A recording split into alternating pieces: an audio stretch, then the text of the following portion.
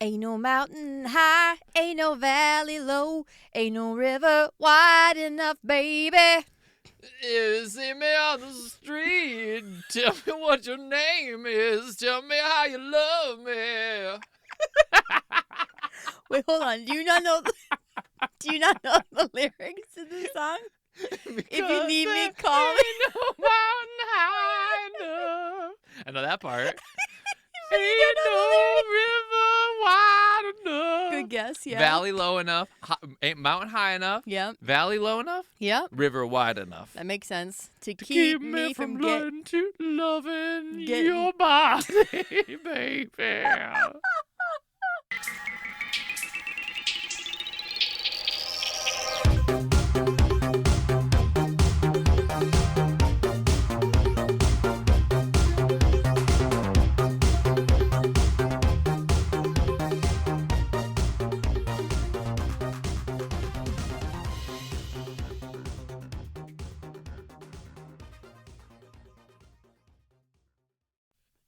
No, you know what's so funny is I was like, if Rach doesn't have an opener, I'll start this off with what this movie starts off. Do-ba-da-do, do-do-ba-da-do. It's a terrible way to What to is start this? it off. What is your Under pressure, Oh. Do you know the lyrics to that song? knocking down on me, sitting down on me. Sitting down on me? Oh, won't you know? Under pressure. When I see your face, when I kiss your lips and feel your butt. Sigh. I don't know a lot of lyrics. You don't know a lot of lyrics, I guess. You know this about me. I'm always fudging up lyrics. You know that about me. But you committed, and I appreciate you committing. Because You that's just the went one whole thing hog on it. I've learned about musical theater. Nobody cares what the lyrics are. Nobody knows the soundtrack to Anything Goes. You just gotta keep pushing forward. Push forward, sing about bananas, sing about whatever comes to your head. You just got to nail it and look like you know what you're doing, even though you forgot all the words. You're speaking from experience here? Oh, yeah, I'm speaking from experience. And I've frequently went up to people afterwards and been like, yeah, man, sorry about I flubbed up the whole lyrics to the half of that verse. And they're like, what are you talking about? Nobody knows. Nobody knows? Nobody. Nobody knows. Somebody knows. Well, yeah, some like musical theater losers. Okay, okay now. Losers who come to attack me at the show. They're looking for me to flub up. Those guys are not my friends. They're searching for a fault. Jeez Louise, man. Maybe take it seriously for once. All right, well, that was unexpected and a real treat, so thank you for that. Pretty wild that David Bowie ended our last film, Yep. and then he picked up our next film Oh, right off the bat. That was crazy. pretty wild that David Bowie is actually also romantically involved with one of these lead actresses. Get out of here. Yeah. Whoa. It's David Bowie's season. Who would have seen that coming? I don't know. Every year there's a secret season that we don't realize is happening. Was last year? It wasn't. I can't remember who it was. It was somebody random last year, I feel like. We've had always Arnold, somebody random. we've had Julia Roberts, but we've had the biggies. But sometimes we have a real freaking rando. Yeah. Who was it last year? I don't remember. It'll come It to was us. the bad guy in Total Recall 2 seasons ago. He was in Starship Troopers as the general. He's been like in a lot of things. Yeah. He became our person of the season. His We're like, holy season. shit, how Yeah. did this happen? Amazing. Rach, do you think some of the listeners are mad that this one's not a vidcast? You think they're like, where's the video? I can't find the video anywhere. I don't think so. No, you think I honestly don't think so. I they're don't glad think to get back anyone's- to the roots? Just get back to the roots. Get back to our roots. They saw a peek behind the curtain. Mm-hmm. They thought, okay, now I know. Now I know. Now I can see what they see. You guys, it looks exactly the same. The closet doesn't look much different at all. Now Nope. you know. Maybe we'll come back. Oh, we I will. think we'll come back. We're going to do a vidcast just so everybody's aware and we're all on the same page. Before I get all the hate mail coming in, we're going to do 2 to 4 vidcasts a season. This season, we're probably going to do 2 to 3. But in the future, if our workflow gets really efficient, we might bump it to 4. And maybe those special episodes will be a vidcast. Who knows? But I'm not doing a vidcast every week for 10 weeks. It's too much We work. gotta get our toes wet in it, guys. We're Like, having a baby. me. We don't have time for a vidcast every week.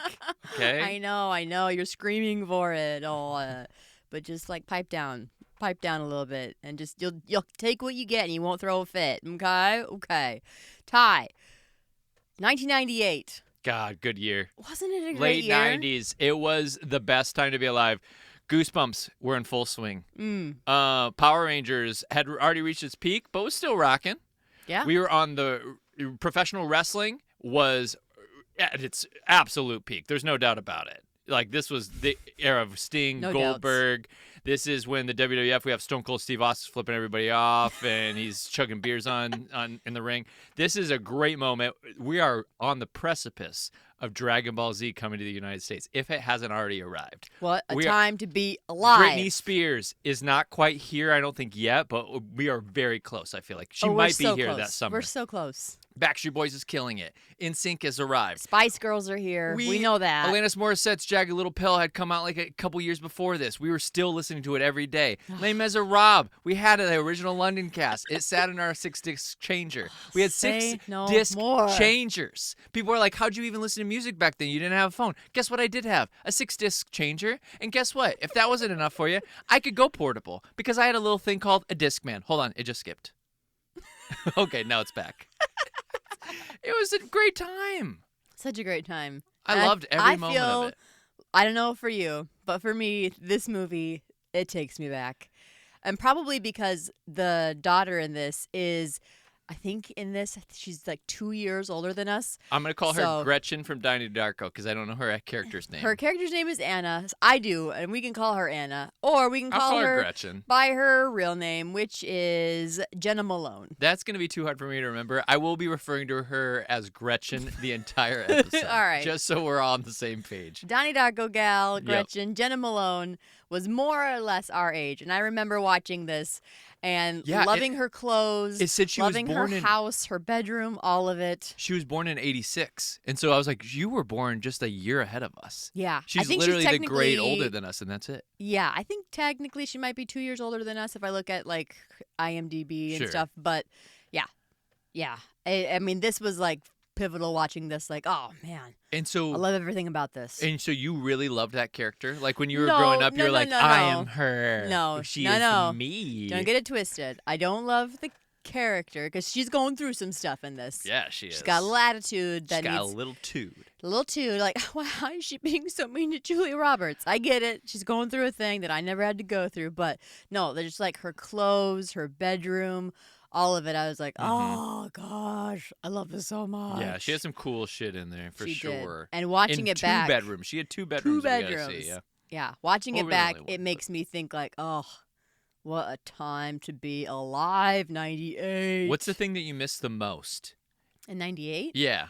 Like if you could go back and you like could have this be the thing again, what would you want it to be? So I guess it could be, I'm guessing it's going to be clothing style, or a hair thing or something. But like it could be like Goosebumps or something. You could be back in the Goosebumps era. Like what do you want the thing to be that comes back? I think it's music. Yeah. I miss the music. I mean, music's great now too, but it was so fun. Dudes, leading up to the millennium, was so fun. For about 2 years, I don't know if music was ever more fun. I'm sure music was better. Nobody's going to hear me try to convince you that the music was the best during this era. But I would maybe plant a flag by saying, I think the music was most fun on the radio. And it was so funky, from like too. 96 to like 2000. It was a 4-year period where everybody, I think, was just having a good time. Yeah, because you got to remember, too, it's not just like who was popular at this venture right now in 98. We're also listening to like early No Doubt. Like their first album is out. Spiderwebs. Like you said, we're listening to Waterfalls by TLC was like 95-ish. But we're young, so we're just old enough to listen to it now with all the naughty lyrics. Absolutely. Like we're coming into our own as being like 5th into 6th graders. Like we're just getting old enough to do things. Rach, I grew up on NWA, so like it's kind of hard for me to relate to you in this moment right now because I was always a little bit of a naughty boy. All right. But we had like Jewel. We had like Coolio. Bone Thugs and Harmony. Natalie Imbruglia. I wanted to marry her. I told Rach I wanted to just give her a hug while she was crying on the floor naked, and I just wanted to hug her and just hold her in my arms. That's what a sensitive little boy I was. I didn't want to make out with her. I was just like, I just want to hold you, and I just want to make you know that I love you. Savage Garden. Shania Twain. So good. Yeah. Fastball. Fastball. We can go on.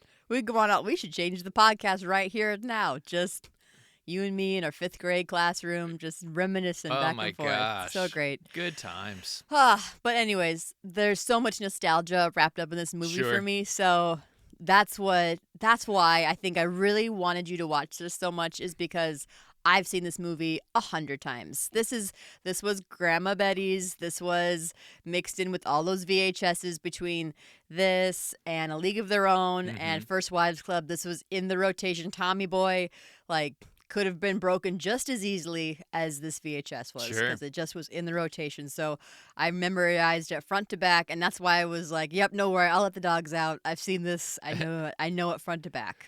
This movie could have been done for Christmas. I see this movie, even though it doesn't all take place at Christmas, has enough Christmas stuff that Definitely. kind of like Preacher's Wife, feels like these movies could play at Christmas. Could have been a Christmas film. I don't believe it came out at Christmas, but it could have been a Christmas film. Oh, nope. Correction. It did come out at Christmas. See, to me, it opened at Christmas. If you wanted to pop this in the season, when the seasons was hitting right, it makes a lot of sense for you to pop in a little Stepmom during the Christmas season. I did not remember that, but it does have that. If anything, the fall into Christmas, like the whole holiday season, definitely plays very, very nicely. And I like that. I like how dreary it looks. Like it looks very gray. And I think that that's exciting because I love the fall and winter. Those are my 2 favorite seasons. And so for me, it was like, oh my gosh, we're going into summer right now, and I'm like, I can't wait for the fall and the winter. This is gonna be awesome. Now, Ty, prior to seeing this, I know where you're going, you dickwad. I come to have the idea that maybe you didn't know of this film at all. And also, do you think anybody knows about this film? Is this a popular thing, or do you think this was just like your thing? This fits into your season because what is it? So my season is horrifying. Yeah. And then for you, and then what's your season for me? My season is I don't care. I don't care about you, and I don't care about you. And when I'm saying you, I'm pointing at you, listeners. Yeah, so the second one is sorry. you, the first one is me. Sorry, not sorry. I don't care about any of you guys. I think auditorily, I'm just watching what I want to watch. Let's differentiate it. Let's say I don't care about you, and I don't care about you. And so it's like you. Yeah, that's good. That's very visual in the brain. I love it. I think that people don't know about this movie. Yeah, I don't think so either. I think this is those random little film that I just have in my little brain. Sometimes I like to look up the cast because I like, even though you're like going to tell me about the cast, I'm like, what's so-and-so's name again? What's going on here? And I did sneak, because it tells you immediately when you search for this movie, it tells you the Rotten Tomatoes score. So I saw the score. Yeah. And so I think that there's a reason this movie is not really talked about, because I think it got very bad reception. Mixed. We'd say that's mixed. It did receive mixed reviews. What would we say mixed? Mixed reviews. Okay, we'll break that down. But yeah, I think there's some things that why people don't really talk about this movie, and I think we can get into it. I don't know what the problem is. Yeah, me neither. Hard to say. After watching it, I still don't know. I don't get it. Tell the listeners, because they don't know. This is where I thought you were going. I'll tell them in a minute. Oh, yeah. Tell us what you originally thought this was about, and then tell us what it is about. Okay. What did Ty pre-movie think this was about? All right, listeners. This is just Ty's corner for a second. It's just you and I. Rach is actually off mic right now. She's leaning over. She's taking a sip of her Gatorade. So it's just you and I, everybody. Here's what I thought this movie was about.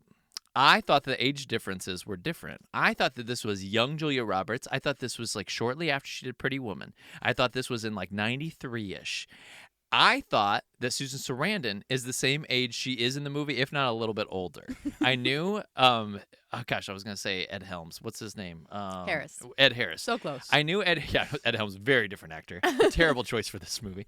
I thought Ed Harris was about how old do you think he is in this movie? So I thought there was a major age gap here. And I believed that Ed Harris was Julia Roberts' dad, who had Could married Susan Sarandon, and that it was about she had grown up estranged from her parents, and maybe her dad and Ed Harris dies, and she has to reconnect to Susan Sarandon, who she had had this bad childhood experience with as she grew up a teenager, who Susan Sarandon was brought into the home, but now they're older in an older adult relationship, and they become friends. That's what I thought this movie was about. That Susan Sarandon was Julia Roberts' stepmom. That's not the plot. That is not the plot, listeners. Clarify, not the plot. But, there is a world where that could have been the plot. Because the age gap is startling. Not between her and Susan Sarandon, but because of her and Ed Harris. So the real plot is Ed Harris and Susan Sarandon used to be married. They have a couple of kids. And then they get a divorce. And then Susan Sarandon is taking care of being mom of the year. And then Ed Harris meets Julia Roberts. They fall in love. She's a photographer. And they're like, y'alls. And so she's brought in as the stepmom. Julia Roberts is the stepmom. Yeah. Not Susan Sarandon's her stepmom. Julia Roberts is the kids' stepmom. Yeah. Gretchen, who is around Jenna. 12, 13-ish. I would say she's in 7th grade. They say she's in 6th. She's not in 6th. I worked with those kids. She'd be very tall for a 6th grader. Well, she's actually, I think, 12 when she filmed this. So. Well, but 12-year-olds go to 7th grade. Yeah. They turn 13. So when we're they're- a year off. Yeah, they're a year off developmentally. Just trust me. Wow. Trust me on this one. We're not talking about kissing in 6th grade. We're talking about kissing in 7th grade. Just trust me. How openly we're talking about it. That's 7th grade.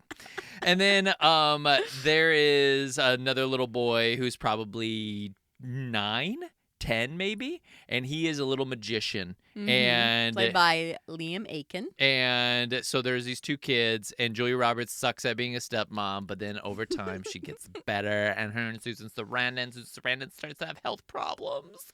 And then she brings her in and teaches Julia Roberts pretty much how to be a mom, and they share some great moments. She has to figure out who she is so she can stand up to peer pressure so that she can steer her own course. She wasn't steering her own course. She was steering yours. Oh, well, that's what parenting is all about, little girl. They are pleading for you to tell them how to do the right thing. And sure as hell, that's what you've done. And the next time something happens and the stakes are really high, she's going to look back on this and she's going to remember how easy it was and how good it felt. And she's going to stand up for herself. Dear God, what have I done? You have turned her into you. Oh, so good. So good. Taglines. Be there for the joy. Be there for the tears. Be there for each other. Yeah. So here's another thing why I think this movie maybe didn't do very well. It is marketed, and it is even on the cover and stuff. It looks a bit like a Hallmark movie. And it looks a little sappy. Like there's a lot of sap that's going on in all the marketing and the trailer. I saw the trailer and a lot of the stuff. There's a lot of preparing people for the sap. The people like sap. I know. Hallmark movies do great. What are you talking about? People like sap. They like it. But do they do as well in the theater? Do they do as well critically? Do they do as well in longevity? That's my question. Hard to say. We won't know. Director Chris Columbus. Yep, I saw that. Whoa. Who did the first 2 Harry Potter movies? First 2 Harry Potter movies, wrote Gremlins. Worked for Spielberg for all Yep. those years, then wrote and directed Goonies. Yep, that's right. That's right. Big claim to fame. By the way, the clip of the kids when he went on vacation in Hawaii and then Spielberg flew all the kids to Hawaii to harass him, that Yes. clip just surfaced on Instagram. You can see it. Sean Astin's like, what's going on here? What's this? And everybody's bothering him while he's on the beach. He's like, are you kidding me? No way. No way. If you want to know more about that story, tune into the Goonies episode, but you can watch the clip now that accompanies it. Well, excellent. You could just watch it visually because you're all whores for visuals. Just use your imagination. Also directed Home Alone, Adventures in Babysitting, Mrs. Doubtfire, Rent. What? Oh, okay. The Yeah. Rent movie? Yep. I hated that movie, so poor job, Christopher Columbus. Again, just trying to Chris the Columbus. breadth. The breadth here is what we're talking about. And Percy Jackson, and then like you said, Harry Potter's 1 through 3. 1 through 2. Guillermo is number 3. What? That's Guillermo del Toro. He It did number is? 3. Yep. And then a different guy did number 4 where he had them grow out their hair really Why did I long. have 1 3? Don't know. I don't know. Anyways, yeah. So We'll one get of- roasted for that. Yeah, one. thank you so much. I will roast myself. I will put the spick through me and roast myself. So one of the things that he gets kind of like feedback on, Columbus excels at creating heartwarming family films with untrained child actors. Yeah. Agree or disagree? He does. The boy is great. The little magician boy. Mhm, I Liam thought that he in has so this. much character. The casting was great, and he put him in positions to succeed. There's great moments throughout with that little boy, and so I thought he was very good. Gretchen, I think that's how I'm gonna know her. Jenna. Gretchen Jen- is. She is tough. It's a tough written role, and she's just a little ice box. She's a little ice queen. Isn't that what they call her? The boys, they're like Snow Queen. You You won't don't give like me her a performance kiss. in it, or do you not like the character? No, it's more the character. It's Yeah. just a hard character to be like, oh my god, why are you being such a dick to Julia Roberts all the time? It's not really her fault as an actor. It's just like, oh, that's a tough challenge. And so I think she takes a long The time role to is thaw. challenging. And I think Julia Roberts maybe needed to F up more because the whole first half of the movie, I was like, she's not that bad. She's trying her damnedest. She really cares about you, and at least she shows that. And yeah, she has some trip ups, but she's working her ass off to try to make this happen. And you're just being a little dick all the time, like right off the bat. I almost needed to see her slowly become more of a dick to her. It was too sudden. And so, yeah, Gretchen was put in a tough position. And so I was is that writing? Probably writing. It might be writing because there were 1, 2, 3, 4, 5 writers on this baby. Wow. 5 writers. Can you imagine?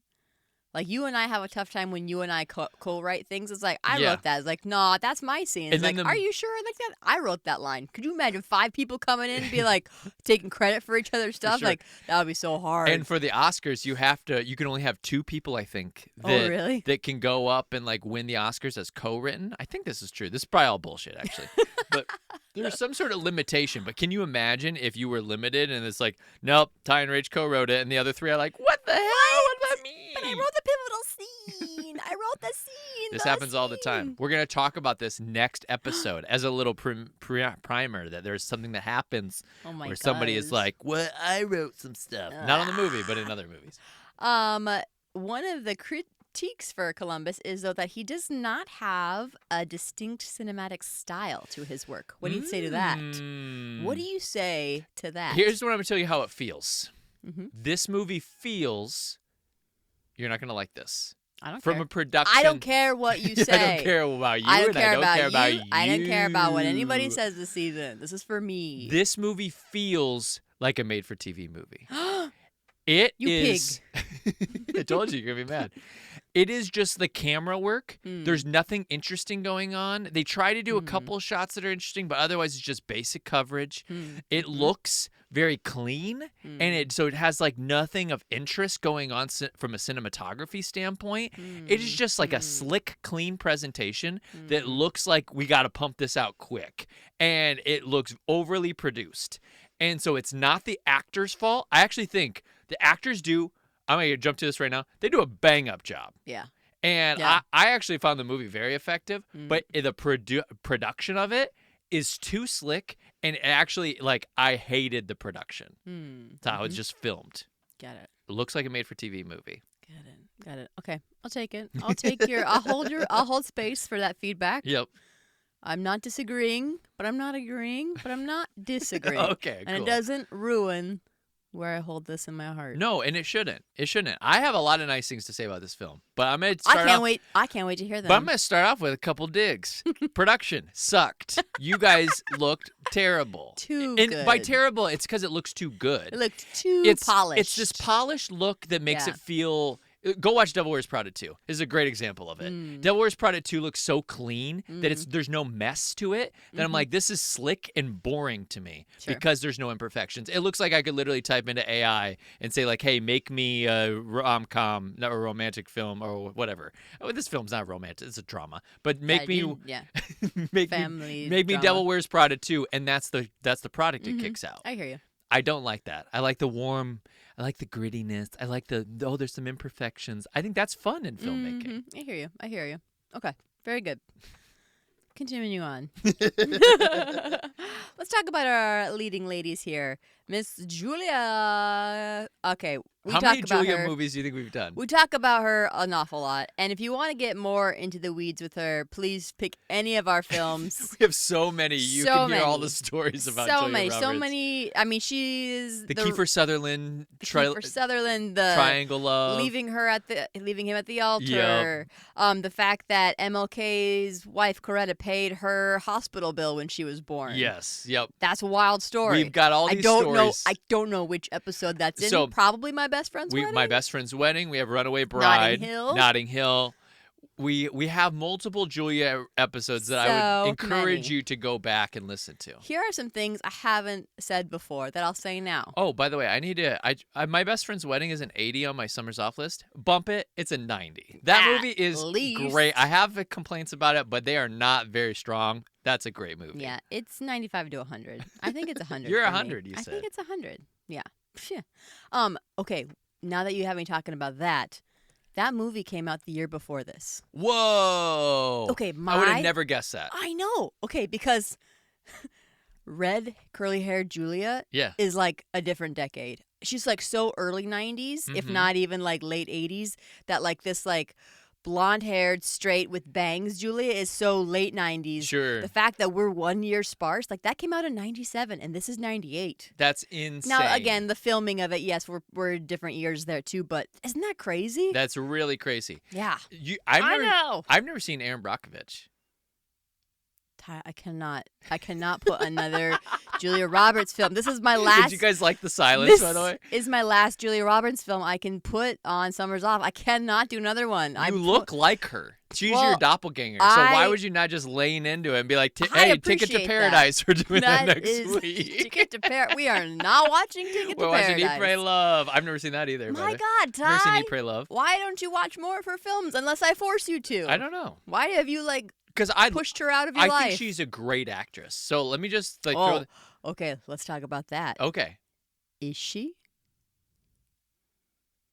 Well, now I'm doubting myself. And, But okay, here's some quotes. yeah. Julia Roberts has been cited as maybe an actress who has never really been required to act. What do you say to that? That's not fair. That's not fair. You don't think she just gets cast in these roles that it's like, oh, it's like me, but like an nth degree removed? Yeah, but she has to do challenging things though. She has to hit comic beats really, really well in certain movies. Sure. That's hard. She has to intrigue you into the love story. She has to draw you into this character and into the relationships that she has in film. She has to cry. Like, she has to show a lot of sentimentality, a lot of emotionality in her performances. And she, runs the gamut of all different kinds of genre. So, okay, when she's really been challenged, she's had, she's done the Mary Shelley's Frankenstein thing where she's, the maid to the Dr. Frankenstein. Did you know this movie came out in, the mid-90s? And it's a totally terrible movie. Oh, did she have to do some dialect I work? think she does. Might not be her best. I think she does Cockney Southern's in it. great because she's from Georgia. That makes sense. Her British is notoriously bad. And when she did Closer, they made her not do the British. They're like, okay, you're an American now. We're changing the character. Very good. So there's things that she does. Adapt. She has some problems. But I, in general, am always drawn into her characters. So I think she is. Okay, you want to throw it out to her versus George Clooney? She's a better actor than George Clooney is. George Clooney doesn't have to do jack shit in his movies. He just stands up there, looks attractive, delivers lines in this charismatic way, and he's done for the night. He's not that great of an actor. Tom Cruise, he's not a very good actor. He does the same shit in every role, and he doesn't even run the emotional gamut. He doesn't. What's a great emotional role that Tom Cruise has done? He just sits there and he's like, oh, I gotta go find my daughter. I miss her. It's time for me to go get her now. He's not doing any emotional acting. I mean, he has. She's a better actor than Tom Cruise is. So, if we're gonna put I don't disagree with that, but Tom Cruise has had some good roles. I think Tom Cruise is pretty, he's great at what he does. And he does Tom Cruise. But I do not put Julia Roberts in that same category. She's closer to, and this is a major compliment, and I don't mean it as much of a compliment as it's going to come off. She's closer to Tom Hanks than Tom Cruise. Yeah, I would agree with that. But I love Tom Hanks. You know what I mean? But Tom that's Hanks is the greatest he's so of great. compliments. He's so great. She has said this. Where about do you her- feel on that? You can't walk away without saying anything about this I Julia sure ca- Roberts. I sure can. Is Julia Roberts not a good actor or not? I would agree with you in that I do think that I disagree with the whole like an actress who's never been required to act. I don't think that's fair. I think there's things that she's better at than others Sure. for sure. She's not like one of those actresses who like is like a total like chameleon who like changes themselves over, but like that's okay because sometimes like that's not always that impressive to me. Like Sure. you don't have to be a good actor to do that. I think Mhm. that's great. I think actors who do that are incredible, but that doesn't take away from an actor who also just does something and does something really well. Like I think like a Tom Hanks. Sure. I think a Tom Hanks who does Tom Hanks well is also a great actor. Mhm. Like it doesn't matter. Okay, I want you to close your eyes. I want to do a quick exercise. Okay, but I want to get back to what I was going to say Oh, I 'cause do. I'm leading this podcast. But I think this exercise will be fun. Okay, I'm ready. All right. I just want you to tell me who's the better actress. Oh, okay. Okay, I'm going to put her in with some of her contemporaries. Okay. Julia Roberts versus Sandra Bullock. You You just have to say one. No, I'm thinking. No, you can't This think. is hard, Ty. I have No, to you think got to about just it. spit it out. I like Julia Roberts better. Okay, Julia Roberts versus Nicole Kidman. Nicole Kidman. Julia Roberts versus Meg Ryan. And Julia Roberts. Okay. I can't think of anybody else. All right. Those are the main ones. Yeah. So Nicole Kidman's the only one that you said was better out of her contemporaries. I think so. Is there anybody else that I'm missing that's like a major contemporary of her in that time period? In that age, I mean, if you're gonna go wider, if you put like her and Meryl, it's like it's Sure, Meryl. yeah, like, but I'm not getting into Meryl's. Like, I'm talking about like contemporaries. Meryl started in the 70s. Julia Roberts started in like the late 80s. So yeah, That feels good. yeah, I think so too.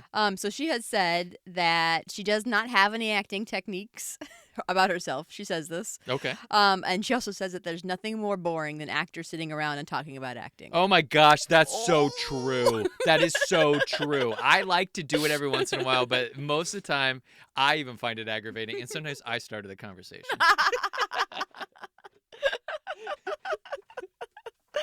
Oh, shots fired. Shots fired. At myself. But love her, like her, leave her, whatever. She essentially is a rainmaker for women's films. Sure. Like, Yep. get that payday. That's our girl. She's Yeah. bringing home the bacon. One other thing that's a new thing. Like I said, go back, listen to Go to the archives. go to the archives for all the other titillating tidbits about her. Did you know that in Mystic Pizza, the character that she had to play was technically Portuguese American? No, I did not. I did not either. Never seen Mystic Pizza. Me neither.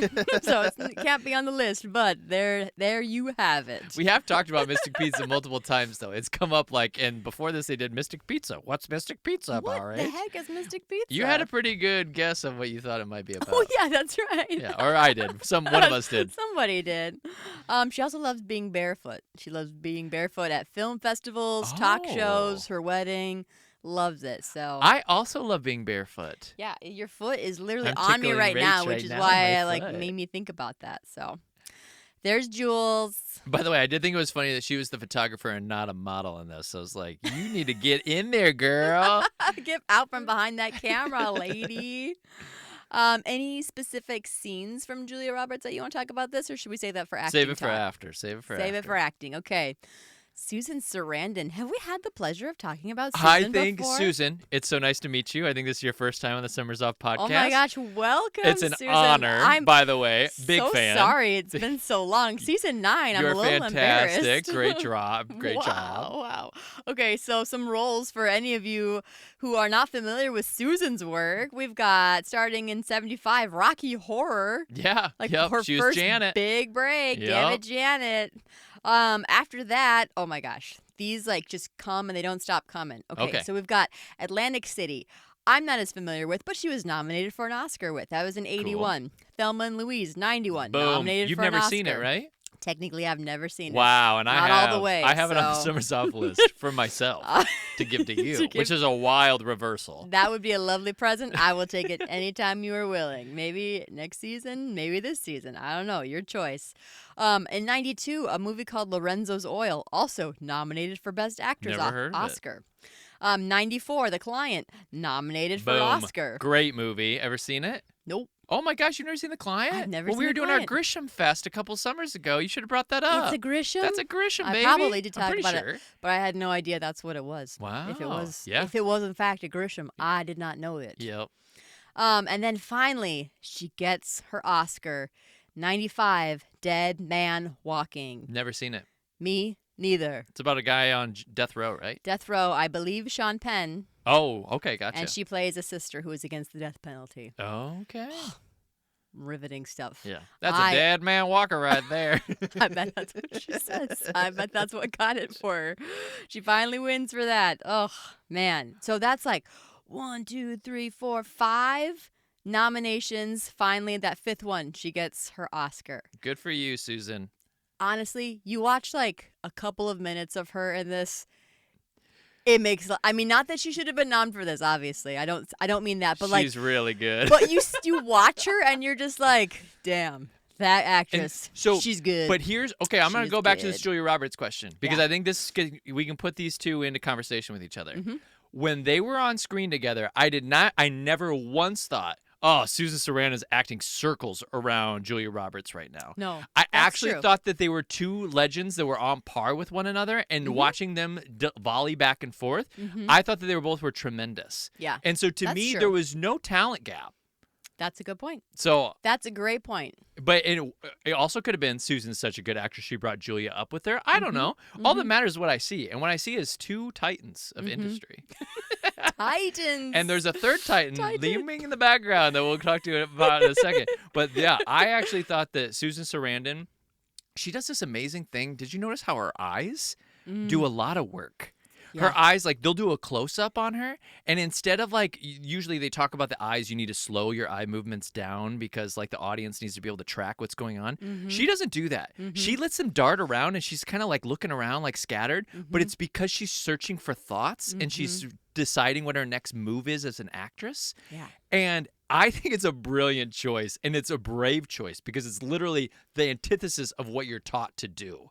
And so I thought, like, this is wild. I'm watching some eye acting right now that I'm like, I got to try that out next time. Incredible. Yeah, she's got like just these big glassy eyes. Yeah. And like you can just see the second that like she has like any kind of like we call it like water kind of behind the eyes or like tears behind the eyes, like you see it and they just like and you're just like they're just waiting. They're Those just waiting windows to, be to the soul released. are bay windows. We got some big old bays Big in bay there. windows to the soul. You're just like, oh, Susan, I won't cry until you tell me to, but I will cry. As soon as you tell me to, I will cry too. Oh. Yeah. Yeah. I mean, you talk about like actors and like seeing the wheels turn. Like you see the wheels turn. And Which you see some her people fighting. think like, I don't want to see your process. That's like a comment What are you you talking give. about? That's a comment that actors who act like that get sometimes. And I think like that's a stupid comment. Because when I'm making a choice and you're watching me, and if you can see like what's going, like sometimes you'll be like, Ty, what's going on right now? Yeah. That freaking happens. Yeah, it's so not- don't tell me you're not seeing my process. You're seeing me in the moment is Yeah. what you're seeing. Yeah, it's not indicating. You know what I mean? It's Yeah. not like a big like, let me tap my chin. What and shall I I'm do? thinking. It's not big. It's just I can watch you. I'm watching you make this tough choice in the moment. Like it's so subtle. Yeah. Oh, it's I mesmerizing. thought she was spectacular. Yeah. Like acting wise, I thought it was tremendous. Yeah. If you're in She's if one you're of a the big. fan of She's one of the big wigs here. if you're a fan of good acting, this movie's for you. Maybe not always the script, definitely not the production. But if you're into no, acting, if you like glossy production, if you like glossy, smooth production, so Listen, baby, so in the inoffensive. mountain high. Now, I told you this. Chris Columbus gives his actors shit to do in every scene. They're always like folding a blanket. They're like doing something. They Yeah. always have action to do. Yeah, Which to they're me, I was busy. like, to be honest, it's a good thing to give them. So they're not It's just busy. standing there like figuring out what the hell they're gonna do. No. Like No, that's nice. they have something to do. They have something to do. A little bit of background because Susan, you've never been here before, girl. We don't know where you came Welcome. from. This is the closet. What'd you studio do? closet. Welcome to our studio closet. She's an East Coast girly, grew up Catholic, went to the Catholic University of America. Okay. It exists. It's Oh, in wow. D.C. And she got her BA in drama there. She supported herself through college by emptying bedpans in the hospital, cutting hair, cleaning houses, and working as a switchboard operator. Whoa. She's a real working gal. That is wild set I of know. jobs. I know. I was like, I must type all of these in. These are so cool. Gosh, I was like, I catered. That's it. Nothing else. She was hustling. Wow. It was the 70s. That's crazy. She's a working girl. Actually, it probably was the late 60s when she was doing this. She actually started in soap operas. Okay. A soap opera called A World Apart and Search for Tomorrow. Ooh, Ty. Would you like to choose one of those and give me a theme song for either A World Apart or A Search Yeah, for Tomorrow? I'll do Worlds Apart because I already have it. Oh, very good. It's from the musical Big River, starring Huck Finn. Oh, okay. 'Cause we're worlds apart, worlds apart. I see a gray sky through my window that you see through yours. 'Cause we're worlds apart, worlds apart. That's beautiful. I can just see like their pictures coming up. Just like the wind. Oh, wow. There's a big cast. Just like the sea. Two worlds together. I don't remember the rest of it. That's okay. I don't think it's that big of a cast. I never got to do that role, so thank you for the opportunity. You're so I welcome. This is the role. I was Huck. I was cast at it at a semi-professional theater in the Black Hills Playhouse, and I got deathly sick, lost 20 pounds, and I had to drop out. So this is really my only time I've got to share And you just shared it with my Huck with anybody. 30-plus listeners in Albania. So I'm so glad. Oh my gosh, we haven't talked about this. We're killing it in Albania right now, you guys. I got an email. I forwarded it to you. You did. That we are absolutely slaughtering it in Albania right now. And to my Albanian listeners, it's great to have you. Thanks for coming. Yeah. We love you. I hope you enjoyed some Big River. I hope you guys must be big River fans. Let us know if you want to hear more. Yeah. We will cater to your I've got wants. plenty more where that came from. Let me tell you that. Let me tell you. Look out for me. Okay. Oh, muddy water. Just a taste. Just a taste. Leave them wanting more. Absolutely. Around. Oh, I voxed that Oh. whole thing. I've got that. Oh, you were I'll voxing? forward it to Oh, you. good. I'm so all glad. All these songs. I'm I'll glad you forward. have that recorded. Whoops, my bad. Delightful. Around the time, earlier, right around college, she also was married to her first husband, Chris Sarandon. She kept Okay. his name. Chris Sarandon actually is also an actor. He is most famous for, in The Princess Bride, he played Prince Humperdinck. Oh, yeah. He's a bad guy. He's a bad guy. And Yep, also, he's attractive. yes, he's quite handsome. And he also is the voice of Jack Skellington. Oh. So also cool. Yeah, but didn't sing because that I think No, Danny that's, Elfman that's sang a it. different guy. Yep. Nope, he's just the voice actor of that. Yes. Oh, should clarify. Yes, voice. Yep. Cool voice. actor. Great voice. Great right? voice. What's this? That's actually the singing voice. Damn it. Well, you get it. You get the gist. Romantically, though, after they had divorced some years later, like I said, she was reportedly dating one of our other fellow Summer's Offers this season, David Bowie. Oh, okay. Oh, yeah, that's the David Bowie thing. I was like, the guy from Starship Troopers? Nope. The general? From Total No, Recall? that's not his season. Oh, okay, yeah, this sorry. season.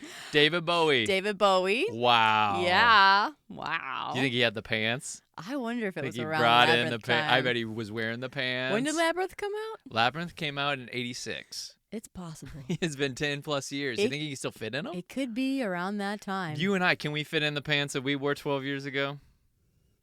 I'm not going to answer that. I don't have to answer these questions. Also linked to dating Sean Penn Okay. for a bit. Could have been around the movie time. We're going to make Sure. some assumptions. We don't know. Maybe yes, Definitely. maybe no. Longtime dated Tim Robbins, Mm-hmm. who also, did he direct? Never mind. I'm not going to say that because I don't know. Moving on. For many, many years. I think they worked together for 10 plus years. Oh, gotcha. Okay. Before they split ways. But she recently, in the last 5-ish years, on a late night show, came out as bisexual. So Oh, gotcha. I don't think she's had any public relationships with a woman, but is open to who's ever open for her. How so. very Miranda of her from Sex and the City. You mean Samantha? Well. Oh no, Miranda. No, and Miranda. You're just right. like that, Rach. Yeah, you're right. I've seen enough of it to make me dangerous. You know all about it. She's also very much into philanthropy and is a UNICEF Goodwill Ambassador since '99. So Yeah, that makes sense. she's a big left. It feels like progressive. her and Jane Fonda would have gotten her into stuff. Oh, for Would sure. have been like, hey, I've got some causes for you. And Sarandon was like, give them all to Let's me, go, baby. baby. Let's go. do Let's it. do some good here. That is Miss Susan Sarandon. Well, it's been great having you, Susan. You are a legend. You are a freaking legend. It is an We honor. don't talk about you enough. No, we don't. We really don't. We don't. It's because she doesn't do as much now. Do another movie, Yeah, I'm ready. but a really good one. Yep. Do a good movie. We'll talk about you some more. The gentleman caller this year. Should we talk about Mr. Ed Harris? We have mentioned Ed Harris on the Rock episode. Yep, We had a big Ed Harris section. that's right. So, I was not a big fan of him in The Rock, so which is I probably crazy. owe He's- him an he's apology. Literally, In fact, I did not put The Rock on any of his listings on he's the roles that he's done. amazing in The Rock. You just didn't like the very beginning of that movie when he's talking to his wife at the graveyard and he's like, honey, I've got to do what I've got to do. Yeah. I'm going to have to steal these nuclear weapons.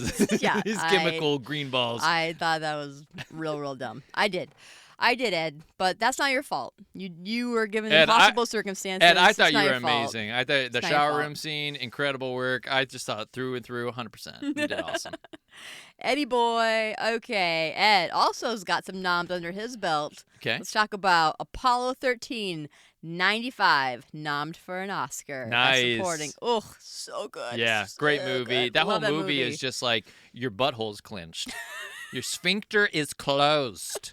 Closed for business, closed for the night. I love that movie. That movie's great. So you're right. It is a stressful movie, though. Absolutely. But I've also seen it way too many times. Yeah.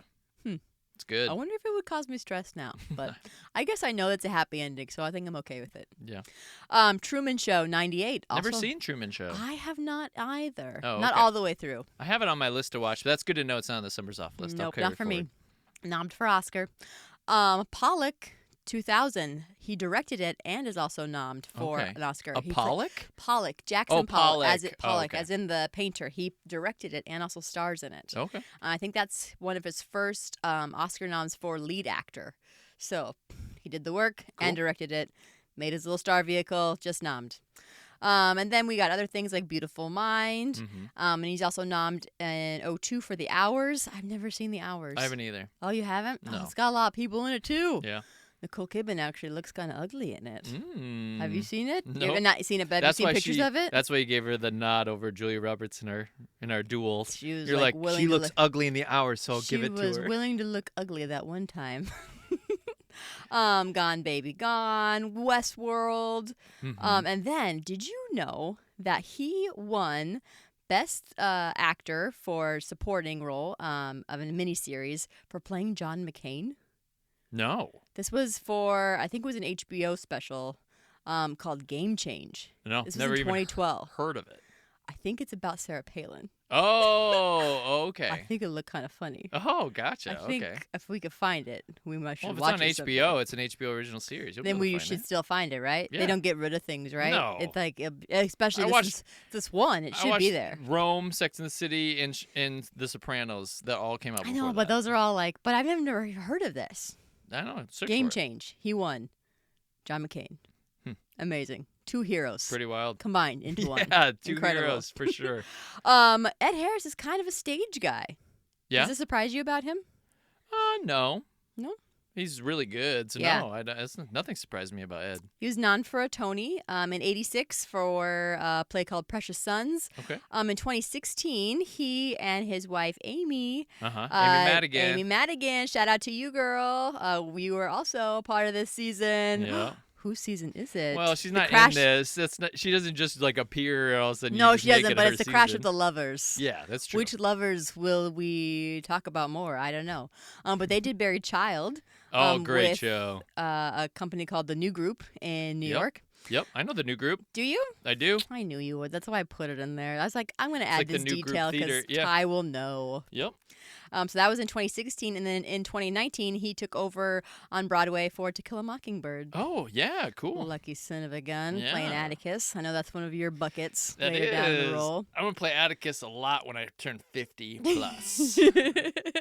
That's a dream. That's a dream right there. He is called by New York Magazine the thinking woman's sex symbol. I Ty, could see it. Care to Yep. care to say I could see anything it. about that? So here's the deal. You're gonna see him in certain angles in this movie, and you're gonna be like, God, well, how did you hook up with Julia Roberts? Like, you got this huge bald spot, this receding hair, you're super gray, you look old as balls, and then you see him like straight on, and you're like, wow. That's a retired cowboy right there. Like that is or a police officer, something like he's a sexy guy who is just older, and he's a judge in this one or something. And he talks about like cases, but he like says something about like what is his they call him job? like the judge at one point. I was like, you were a judge? They call him the judge in I this? think so. I think He's he's like judge? maybe he was a lawyer, but I was Maybe a confused. lawyer. I thought he was a judge. Which to me, he's old enough to be one. I'm like, yeah, it makes sense. It's possible. He's a judge. He has to go out of town to Pittsburgh. Did judges go out of town? Lots of judgeships out there. Sometimes you get shipped out there. It's like a pilot, all over the country. Possible. But I could see why he is a thinking woman sex symbol. He has these like steamy looks. Okay, look, He's got gorgeous eyes. gorgeous eyes. Really And icy blue. he is somebody who feels like you would like. I feel like I know this about him from all the characters he plays. And I hope this is what he's like in real life. I assume it is. That he's somebody that you'd be like, oh, this guy might be a dick. And then you go up and you start talking to him, and you're like, this is one of the nicest guys I've ever met in my entire life. I feel like that's who he is. And it might not be true. It might be like, no, he's a dick. He's actually not very nice. But to my perspective, he seems like a sweetheart. And there seems to be a lot going on behind the eyes, and Yeah. there's just a lot of thinking. So the thinking thing makes a lot of sense. I think he's amazing in this movie. I loved his performance. Yeah? I thought he was a freaking 10 out of 10 again. But I also thought he was a 10 out of 10 in The Rock. So I don't know. You just love Ed Harris. Something's wrong here. But Well- I love Ed Harris. I can't think of a time where he steered me wrong.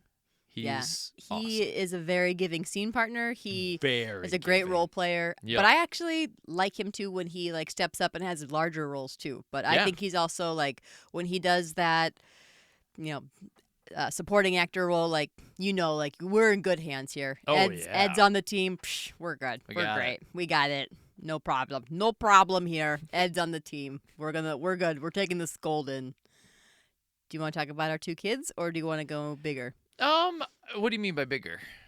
You want to just talk about like more scenes, more acting? I do have quite a bit about Jenna. I mean, I would say run through the kids quick. The kids to me are not that important. Okay, Jenna roles. She did Contact before this. Yep.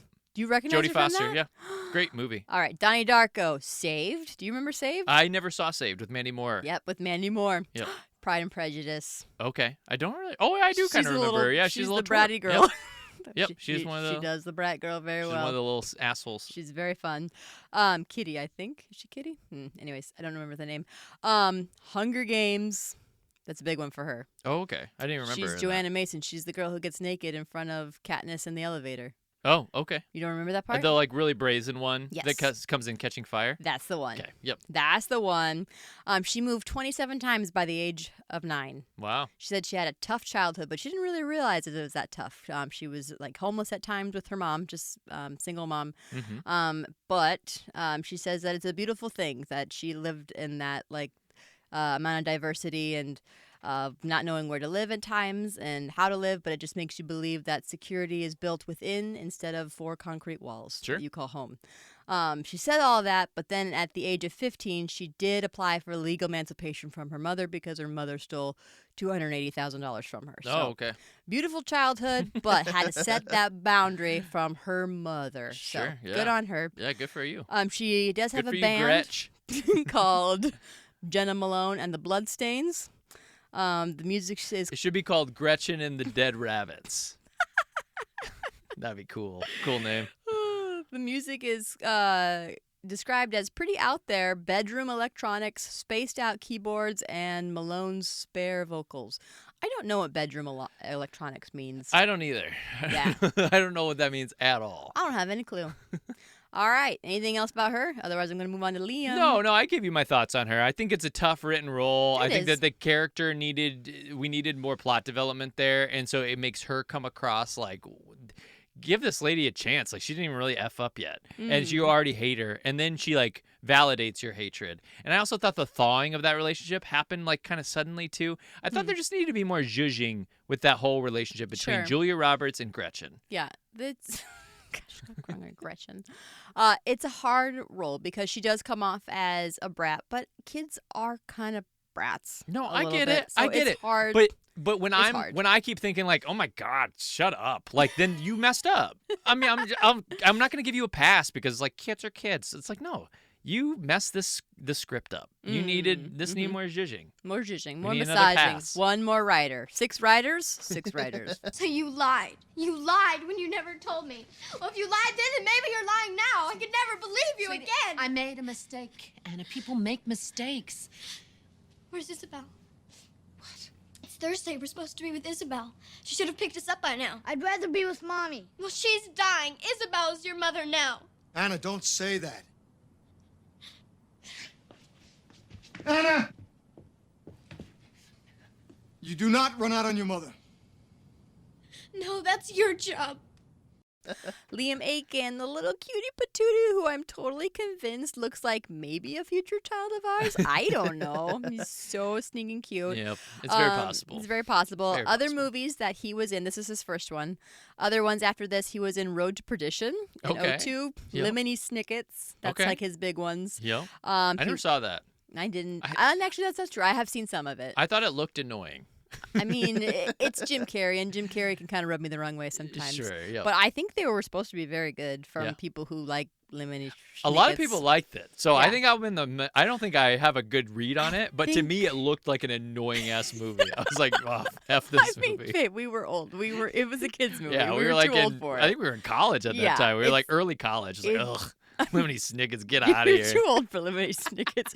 Maybe you would like it now, but like Yeah, you're too old it's at true. the point. It just was not the right time for it. It's like I got no time for this. I got finals. Like you're not in the mood to go watch Lemony Snickets. Yeah, it's true. You know? That's a great point. You could probably enjoy but it I did now. have time to binge watch the entire season of OC in one night. Well, that is a totally I different had my priorities. affair. That's not the same. Honestly, had my priorities in order. Because he had a close working relationship with Chris Columbus, he was considered for Harry Potter. Oh. But J.K. Rowling was very adamant that Had to be a Harry British kid? had to be British. Yep.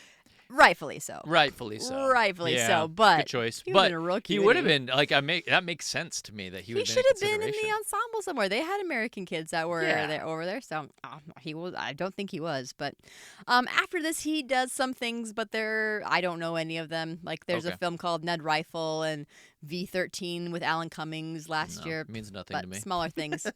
Yeah, he studied film at NYU, and he is now 36. So Okay. Cool. I think he looks the same. Oh, really? He looks like a grown-up He version? looks like a grown-up version of Gotcha. himself right now. So Cool. And that is all we have to say for all of the actors in this film. Well, I thought he was very cute. Yeah, cute Very kid. charming performance. Real cute kid. All right. Let's get into some favorite scenes or some favorite moments, or least favorite scenes or least favorite moments. Okay. Yeah, let's talk. So, love, let me bring this up right off the bat. Yeah. As far as bringing things from the 90s back, we got to bring Stinky Cheese Man back. Oh, the Can book, we start the there? Stinky Cheese Man. You got to bring the Stinky Cheese Man into the limelight again because that book was a classic. It was so good. I think I have it at home somewhere. So bet you we just do. got to grab it, prepare for baby girl. Like, hey, you're going to want to read some Stinky Cheese Man. We're going to want this on the shelf. So the things I didn't like were some of the Gretchen Julia Roberts scenes in the first half of the movie. Sure. I liked it in the second half when we saw them getting closer, Mhm. but I just thought that there was just that were forced. I felt silly. Like, what is happening right now? Like, Mm-hmm. we almost need to have it established. Like, they're already in the midst of fighting, Mm-hmm. and we never really got that. We got this like trying to like be good to each other, and then like rapidly deteriorating. Mm-hmm. So those were my least favorite scenes. Mm-hmm. As far as scenes I loved, Yeah. Number one, I had that. I wrote this down while I was watching the film. There are some legitimate problems, and I think everybody has a good point here. Like when the three of them are all arguing about different things, like about parenting and stuff. Mm-hmm. I was like, I think everybody has a good point. I don't know if I can really take sides Nobody's right in now. the wrong. Nobody's in You the wrong. all You guys are all just adults, and this is hard. You're all just doing your best. I'm not taking anybody's side. I'm on everyone's side. I just want what's best for the kids. I want what's best for the kids too. I'm with you. So as far as favorite scenes, let's talk about the proposal. Oh my gosh. The proposal. Ed Harris, Julia Roberts, the ball of string. So this is amazing. Hmm. The ring case is presented. He Mhm. opens it up. There's a ball of string in there. Or there's a little thing of Spool, a spool, spool, if you would. yeah, a spool of thread. Yeah, And I was like, what the hell? Where the hell are we going with this? I didn't know knew. what was coming. I knew. Dude, that proposal. At first, I was like, what a weak sauce proposal. Like, you hand her the thing. You don't even open it up for her to see it or whatever. You're laying in bed. Like, you, like, wake her up or whatever. I was like, this is a lame proposal. It went from instantly lame to being a 10 out of 10. I was like, holy shit. Do you remember? The ring swirling down that string after he ties it onto her finger and, like, pulls it taut. Mm-hmm. And how it slides onto her finger. I was just like, and the words that he's saying about like how he let the string break, but he's never gonna let it break again. Mm-hmm. I was like, holy shit, this is an amazing proposal. This went from 0 to hero in 2 seconds. It's crazy. I'm glad you were so moved by it because I Yeah. was just like cheesing over there, like kind of like side eye watching you. Like, does he like it? Yeah. Because I love this scene. Oh, I I think it's liked just so it. freaking good. Yep. And you were like, what? Oh, wow. That's how I knew you liked it. I was like, yeah. You're like, oh, cool. Oh, cool. I think, That's wild. I think you out loud were like, oh, cool. As the ring slides down the string. I was like, yeah, got him. I liked it. You Yep. liked something in this Mikey movie. liked it. Mikey liked it a lot. So That was a win. that was a definite win. Yeah. You have to hang on to that decision.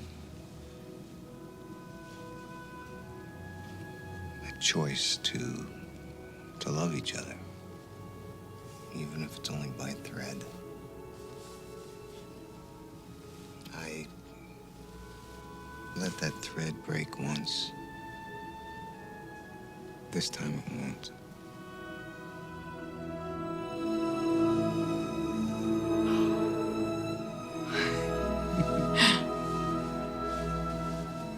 Will you marry me?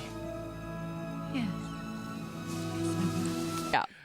Another win that okay, here's the thing that I didn't like, and then I'll lead into a thing that I I like did it. like. Sandwich that. I'll sandwich it. I didn't like that Julia Roberts tries to take the fall for Susan Sarandon when Susan Sarandon forgets to pick up the kids. And it never really gets acknowledged. Mm-hmm. It's like this thing that she does, and it immediately gets undercut because Susan Sarandon shows up. Yeah. And when then- she tries to be a little martyr. And then like this and then takes the kids away. And so there was this like martyrdom thing. I almost feel like that could have played out and had a way better hit if you would have structured that scene differently. Okay. And I thought that was just kind of lame. I was like, okay, so this is a plot point that lasted for 30 seconds. But then there was a scene when she drops the kids off. She's at Susan Sarandon's house, Julia Roberts is. And they're out in the yard and they're by the Adirondack chairs and she's peeking at her mail and stuff. And there is this thing that she is like talking about how Julia Roberts is like getting very emotional. And she's talking about like why she's so mad that Susan Sarandon hasn't been like being straight with them, being truthful about what her health situation is. And she never says it, but you know it's totally in the subtext that she's really upset for the kids. She's trying to tell, without saying it, she's trying to tell Susan Sarandon that she loves the kids now. But she's talking about Ed Harris and how much Ed Harris means to the kids and about how much Susan Sarandon means to the kids. But in her unspoken words, Susan Sarandon is just watching her. And you know that Susan Sarandon just found out she really does love my kids. And that is like this huge moment for these two characters. And it's all subtextually. It's all implicitly messaging. Yeah, that nobody sinks into- says it. Nobody says it out loud. And so just reading the film and watching the actors, because it's not even on the page. Yeah. Like the actors literally could have ignored it, and Susan Sarandon could have just been like sitting there listening or whatever. But there's so much that's happening subtextually. I was like, that is a brilliantly acted scene. I thought that it was just, it was 10 out of 10 acting coming from both ladies. It was wild. Love that scene. The combo at the dinner. Oh, so Susan Sarandon and Julia Roberts, they're kind of like, they had their big fight. Yep.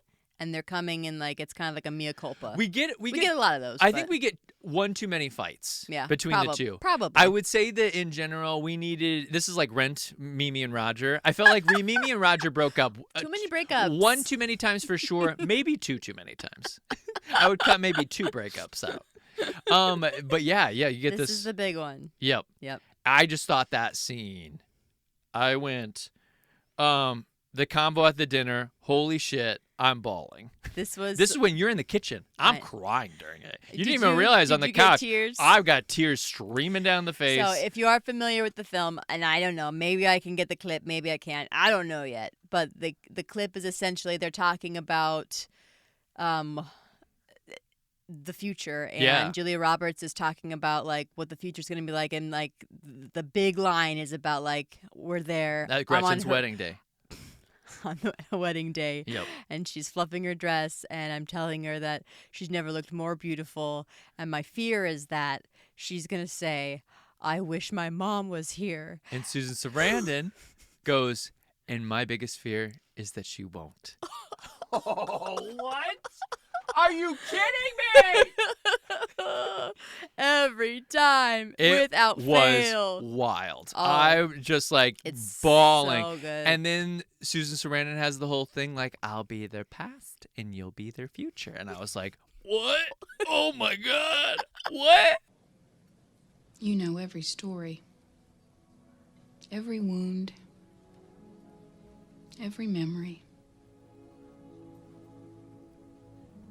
Their whole life's happiness is wrapped up in you. Every single moment. Don't you get it? Look down the road to her wedding. I'm in a room alone with her, fitting her veil, fluffing her dress, telling her no woman has ever looked that beautiful.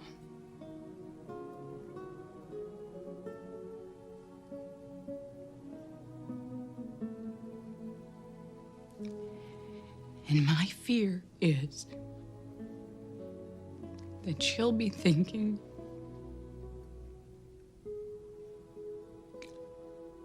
I wish my mom was here.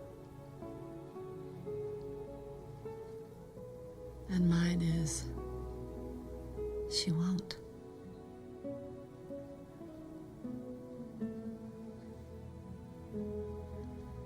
But the truth is,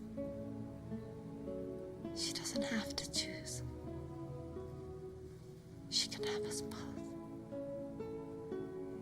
Love us both. And she will be a better person because of me and because of you. I have their past. And you can have their future. I was a mess. So the good. end of this movie. So good. I get one an episode, so I'm just gonna say it out loud. I said that ending. Fuck off.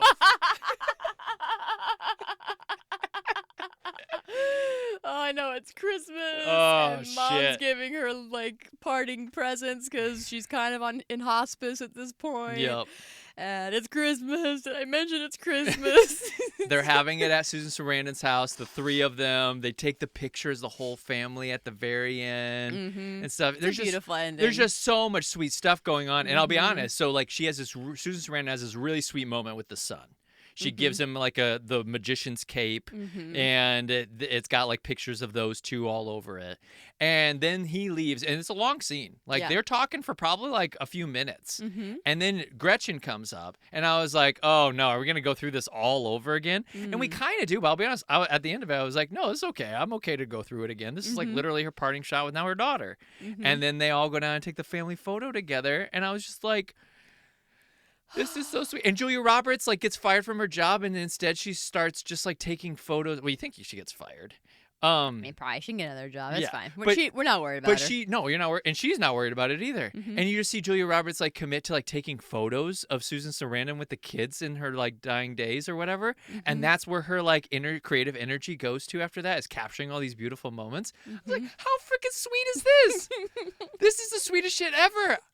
I immediately went online and started to look at the paperwork for filing for a divorce because I just thought this was so sweet.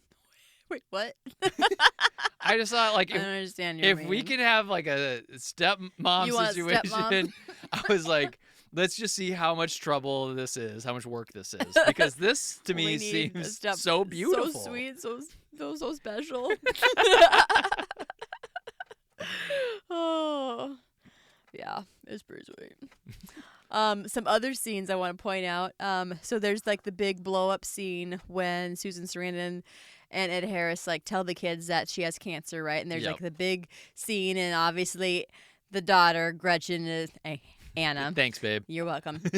Says things like, says things she doesn't mean because she's a preteen and she just is. Don't volatile. run out on your mother. I know that's your That's job. your job. But like minutes later, so she's crying in her room. Later that night, we hear music coming from the bedroom, and mom and like son are like just dancing around to "Ain't No Mountain High Enough," and she like goes to the room and she says, "I'm sorry, you're sick," and she's like, "What?" Oh yeah, that's okay. Anyways, we're just dancing. Like, I love like the levity that Yeah. that's. I know it's very like movie, very Hollywood, but there's something very. I don't know. There's a lot of sweetness and a lot of like truth to that. Like, Yeah. yep, we had a blow up, but like, hey, that's fine. We're moving on. Like, yep, I know Absolutely. you didn't mean it. Like, There's a lot of joy. I will say Yeah. that scene goes on too long. sure. I would cut that scene in half. What, the whole music, Yeah. all the songs? I think that song in particular. I thought it went on a little too long. Maybe. There's a moment they do a location change. They're like, yes. we're out on the rail now, like We on the have top to of the steps. throw them down the banister. And then they're like in other places. I don't know. There was too many different locations that we shot for that. I was like, why? Why don't you just keep it in the bedroom? They're singing around. You go to the outside. You can see them dancing through the window. That's the end of the shot. You would have tightened it up just a tightened smidge it up. Like, I would cut that shit in half. But we don't have the song modulate. I think we need a song to modulate just a little I don't bit. think so. I don't think we need to hear key changes. Just a little I don't key think we need to change. Just hear. an eensy-weensy key change. I don't know. Just a little Maybe bit. while they're outside. Maybe in the external shot. That's the key change. But we see like a lot of dancing. It felt like Mamma Mia for a second. I was like, well, these are Oh, songs. they should be so lucky. We don't have enough to do for these songs. Maybe. I don't know. The other scene I wanted to talk about is snow blowing. Yeah, Rach taught me Let's- all about it. It was wild. Let's talk about it. Yeah. Ty, the scene. Lay it out for us. So there is a boy, 7th grader, but he's really an 8th grader, 9th grader. We know this. Oh, at least. And- the boys are all up to much older Yep. because they don't play their age because we know boys that are 12 Mm-hmm. look like they're 10. So, Yep. anyways. So Gretchen and this boy, who's the bad boy of the class, Nick Carter. They start. Yeah, he looks like Nick Carter. They start dating. She gives him a closed mouth kiss, but she won't give him an open mouth kiss. And so then they break up. Mm-hmm. He breaks up with her. It sounds like, and then him and his friends start calling her like Ice Queen, Snow Queen, all these things. Like she's frigid, she's the icy botch. Yeah, what a bot. And so then Julia Roberts helps coach her through it, like what to say to him. And she does it. She fulfills the plan. This is one of the needless fights. This is a Mimi Roger breakup that didn't need to happen. I didn't need Susan Sarandon and Julia Roberts to fight about this. It was late in the movie. They had already made a lot of amends, and I was like, why do we need this last little blow up? Oh, I thought it was kind of stupid. I liked it because it showed their different parenting styles. I get it. And it's like I need you to not make her into you. I don't want her to be you. I would have said that needed to happen earlier in the movie. Sure. I was over them having a fight and then getting back together. Mhm. And then we kind of ignore it after that moment. But it has We to be jumped to later the- because it's the thing that bonds I the get other it. two together. I get it, but I just didn't need it. And then we skip it, and we never really come to amends. We just part ways because we're pissed at each other. And then Yeah. we all of a sudden are at the dinner Agree to agree. when she says the fears about the wedding stuff. And so but they never really talk about it again. It's just Because like they know that they're just different. it's just the needless Mimi Roger breakup. We don't need that. You need it. So, anyways, need it. so she tells her pretty much tell this Nick Carter looking schmuck that he's got a small little prick, and I'm dating a Calvin Klein model now. And then Julia Roberts has one of the Calvin Klein models come and give her a kiss on the cheek in the yard or whatever. But then there is this moment where she tells her to talk about snowballing. What is it? Yeah, you know what it is. What Don't is lie. it, Ty? Rach knew what it was. I had to look it up to confirm. Yeah, right. I did because No, to I confirm though. to confirm it. Rach taught me about fluffers. I'm just gonna out her on the podcast. I Which didn't know what they also had were. to Google. Yep. I heard it from a Hey, movie. you know who else did? Call him. You know who you are. You taught Nat and I all about fluffing. You two, you sickos. we just read a lot. Yeah, you're very well researched. We're researched. A couple scholars over here. But yeah, so snowballing, Rach. What is it? Blowing, snow blowing. I think it's snowballing, isn't it? I wrote snowballing in my review, so I'm pretty Oh. sure it's snowballing. I thought it was snow blowing. See, No, I still, okay. the jury still. I wrote Oh, snow what an blowing. innocent little angel I have sitting across from me. She doesn't remember snowballing Here's or what I'll say. blowing. As a kid, I didn't know what it was. The movie doesn't educate you enough to know what it is. Yeah. Yep. Which is probably why I got away with watching it as many times as I did as a 10-year-old. But didn't you go to your friends and be like, guys, what's snowballing? No, my friends didn't watch this. My cousins did, but I don't think. Did you go to some of your older cousins? Hey, I guys, think what's snowballing? we all just thought it was the blowing part of it. I don't think. But there's no blowing. It's snowballing, not blowing. I think it was blowing. I think we just thought it was blowing. Oh, you just thought it was. You just thought it was oral sex. We didn't think it was anything more than that. Okay. But come to learn now, I think there's a little bit more to it than that. And we'll let you research that And then you on can, your own. audience, do your own research. Because we still want to stay PG-13, and we just used our only F-bomb. we already used that. Fuck off! Oh, that was two. Nope, No, now it's we're. fine. It was off mic. We don't. Oh, they okay, don't we're even good. hear We're it. good. All right. Any other scenes before I move into my 2 pieces of trivia that I have for No, you? I don't think so. I would say that the movie is stronger in the second half than it is in the first half. Kind But of needs a while to get going. although I liked the first half, Yeah.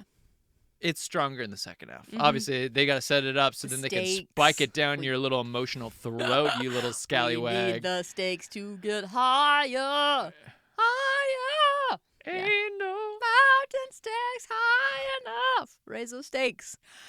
So this was like a tabloid thing at the time. It was reported that Susan and Julia had tension on set, I could see it. There's a lot of fighting and there's a lot of breakups between those two. which is wild because it's actually untrue. They're friends and they selected this film together to work on together. Oh, fun. So That's it's, great. really wild that was reported. But so cool that they're friends. I feel like I do that with so many people. I'm like, hey, we should do this show together. I'm always trying to Let's set do up it. another You and me, project. let's go. Hey, wouldn't it be fun if we did that show together? But it was reported that Ed Harris was reportedly a little intimidated to work across these leading ladies. I understand. They're two Yeah. titans of industry. He's his own titan of industry, but Ed Harris. Yeah, I mean, I think he had a great it time. still would be intimidating, though. Yeah, for sure. But all 3 of them, mwah, chef's kiss. Yep. Y'all came with it. Y'all were great.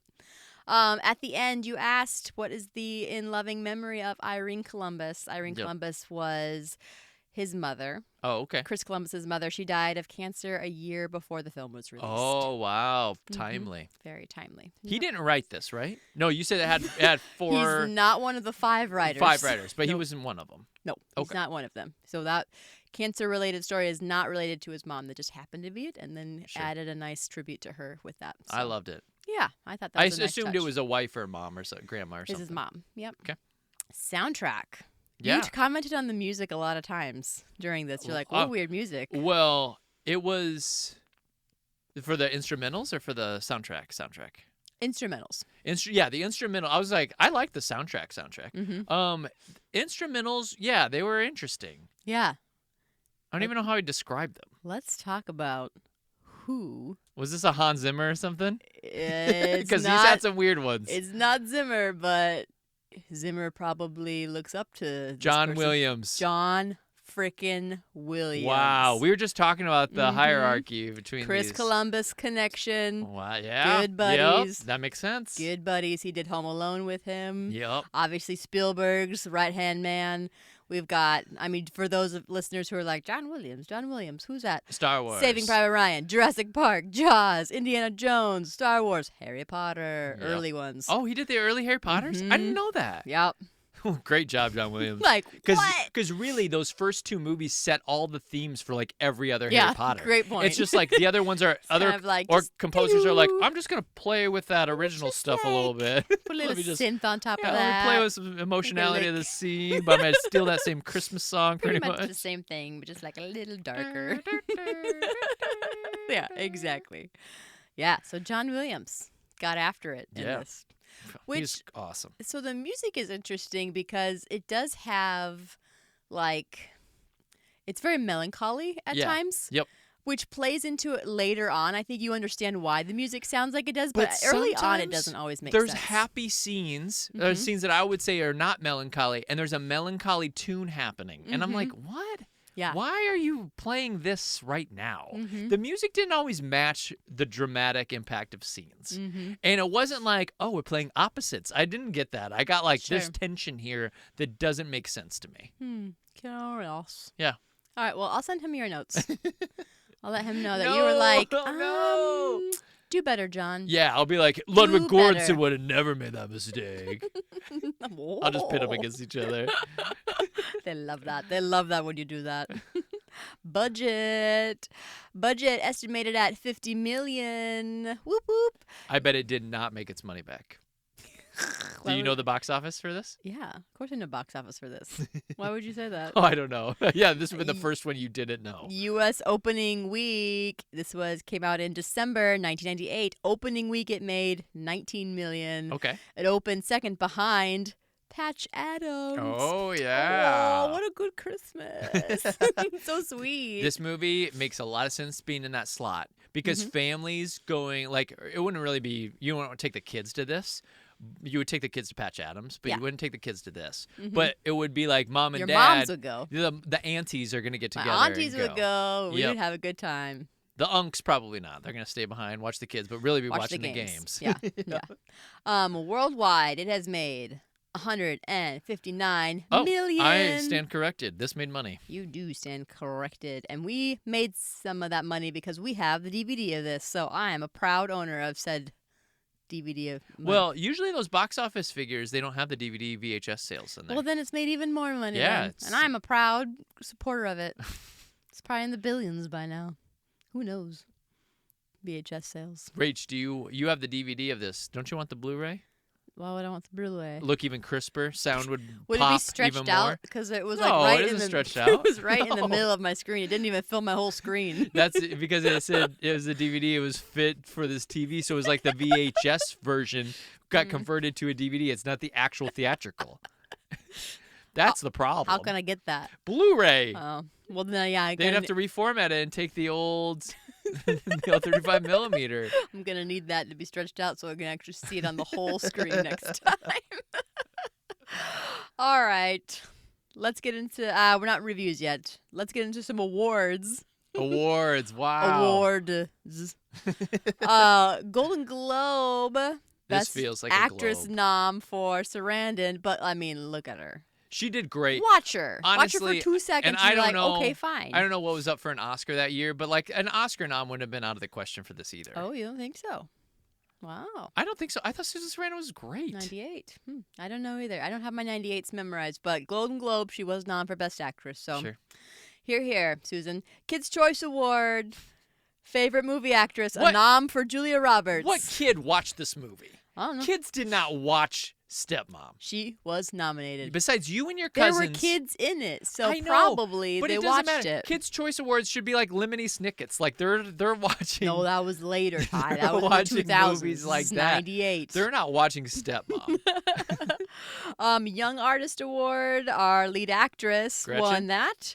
And then also our young lead actor under 10 won our Young Artist Award too. So Okay, they both wow. came back with that. That's awesome. They were so good. Okay, reviews.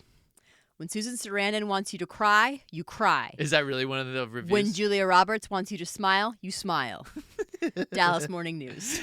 Oh, yeah, I agree. I mean, was like, yeah. they're both very affecting. Like, I will do whatever they want me to do. Like you said earlier in this pod, I'm ready. I'm ready. What do you want me to do? Say it, and I'll do it. Yeah, I borrowed from that a little bit. The next review. Well, if unearned pathos is your cup of tea, drink up. Orlando Sentinel. Ouch. All right, the real critics' consensus. Yeah. Okay. Solid work from Julia Roberts and Susan Sarandon isn't enough to save Stepmom from a story whose manipulations dilute the effectiveness of a potentially affecting drama. Manipulations. So people hate this. We talked about this with Hamnet on our Oscar episode. Mm-hmm. People hate when they feel like a movie, even if it makes them cry. Yeah. They hate when they feel the movie pushing them to cry. Sure. They want it to be incidental. Like, oh my gosh, I'm crying right now. How did this happen? Oh, I didn't even. This movie is. I can't believe I'm crying. How did you do this to me? They don't like it when they feel being pushed that way, Sure. even when it's super effective. Yeah. It's actually something that I think hurts our short film a tiny bit. Sure. Is that people feel a little bit like we got you to cry, but they're like, got me to cry. F you guys. Yeah. Like there's a little bit of Because resistance that's to the that. goal of my film is like, I want you to cry. I know. What's the same Like, thing with what the Hamnet? It's not the goal of it. Like- It's not the goal of Stepmom either. But Yeah. people have this resistance Mhm. that comes about when they think they're getting pushed in that Yeah, direction. I hate the word manipulative in this. It's like, it's not manipulative. It's a story. It's a story. Yeah. And if you felt something, bully for you. Mhm. That's what stories do. Bullet for you. Bully for you. Okay, Rotten Tomatoes score, as you know, 40-something%. 45%. Audience is, as you know. I actually don't know. Oh, okay. What do you think it is? I mean, you said so it's 70 or 60. 75%. Oh, okay. So we had a good time. It was Christmas. We were feeling the vibe. We were Christmas. like, it's Christmas after all. Yeah. I don't care if I cry at Christmas. This movie comes on at Christmas time. I'm going to sit down and watch it. It's a good time. Yeah, it will come on at Christmas time. Now that I know it's technically a Christmas It feels film like a Christmas in film. your eyes. Yeah. You want a good cry? You want to, and sometimes I do. Sometimes I don't want just like Sometimes. all the happy-go-lucky Christmas movies. I want a good cry. I every want a once in while. nice, polished Christmas movie with some good acting and a good cry, and I want a good 98 feel-good film. Like, ooh, look at that. Look at that. I feel like I'll watch my Christmas movies after watching this movie. I'll be like, hey, let's throw in what's fifth grade Christmas on the video cassette camera. What did that look like? Oh, that's so cute. Let me watch. Let me watch. What do we think? All right, baby. I'm ready. Give it Oh, a you ready for me? Yes, I'm ready for you. Okay. That's what comes next. What I learned today. My next wife is going to fit in great with our family. Okay, not truly. Wait, what? Let me see. Let me see. That's the lesson I learned. No, really, I said, this is a tear-jerking, snowballing movie that's going to dehydrate you. This is an 80%. Tear-jerking and snowballing. I can't believe you mixed snowballing into it. How did you work This that is out? how I knew it was snowballing, not snowblowing, because I was like, I wrote it in my review. I wrote it in my review. Right after the movie, so I know it's gotta snowballing. be in it. I gave this an 80%. Wow, 80%. It's dude, so like polished, I though. know, but I it's just Hallmarky. But here's what I'll say.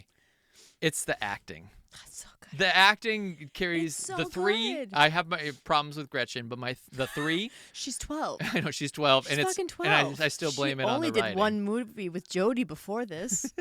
So I think that the acting is so superior that to me I can like wash away that slick presentation. Mm-hmm. And so yeah, I gave it an 80%. It's tied with. Wow. We'll see how you feel about this. Oh, okay. It's tied with First Wives Club. That I mean, yes, it's on repeat. Okay. In my house. I thought you would be mad. You'd be like, First Wives comes way better. No. It should be better, but that's okay. And Indiana Jones 3, The Last Crusade. You love that film. I do love that film. But this film's great. With First Wives Club, those three belong together. Those three films deserve to be like a little triumvirate. You can't see me now, but I'm smiling ear to ear. You bet you wish you could see me. I like this movie. I would definitely watch it again. Yeah.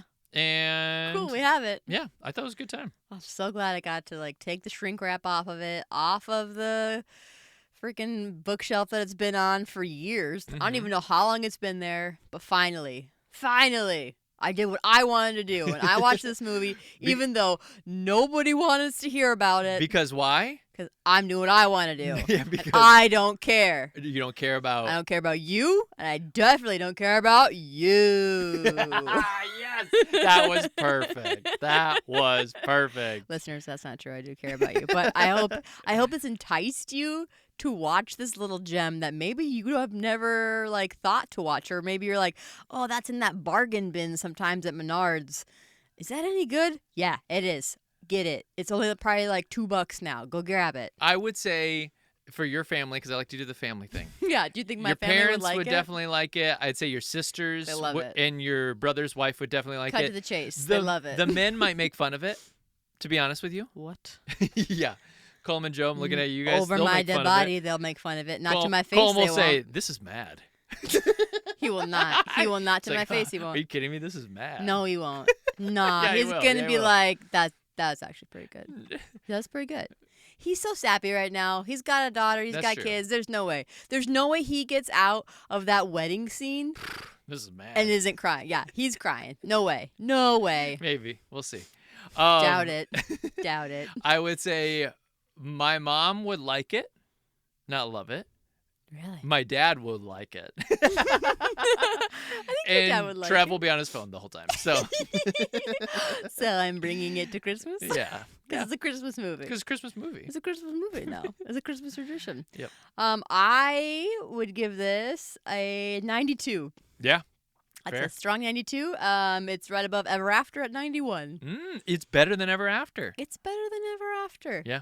Because I also have s- it better than Ever After. Because I said so. And I don't care about you or you. No, it's good. Once you're in the 90s, it's like, what's my mood? Like, I don't know. I love you. Yeah. It's I true. love you a little bit more today than I did yesterday. I know. It's all good. It's 90s, all good. 90s kids. Here's what I want you to do. I want you to, number one, I want you to close your eyes right now. I want you to picture 1998 Christmas. What presents did you get? What did the tree look like? What were the decorations like? Was it snowy outside? And I want you to think about what a great time it was. Sorry if I drummed up any trauma that you might have had from a bad Christmas, but I don't think it exists. And then what I want you to do next is I want you to open your eyes. I want you to pull out your phone and give your mom a call. That's all I have for you. So sweet. Awesome. All right, babe. What's next week? Next week, you won't be calling your mom. Hang up on your mom Hang right up now. on your mom because your summer's off. Next episode's out. Because we're going to be going down a deep dive of investigatory work. Remember, the theme is horror or horrifying. So we're going to watch a suspenseful thriller, a courtroom drama. We're going to be watching the Richard Gere, Edward Norton classic. Just talked about this movie with my buddy Johnny. We're going to be checking out Primal Fear.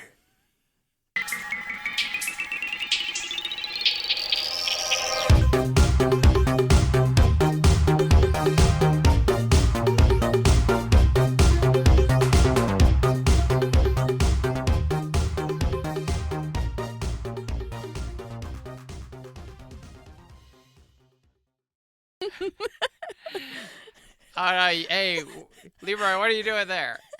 Leroy, please leave me alone. I'm just trying to do the laundry. I got stuck. Stepmom. Oh, God.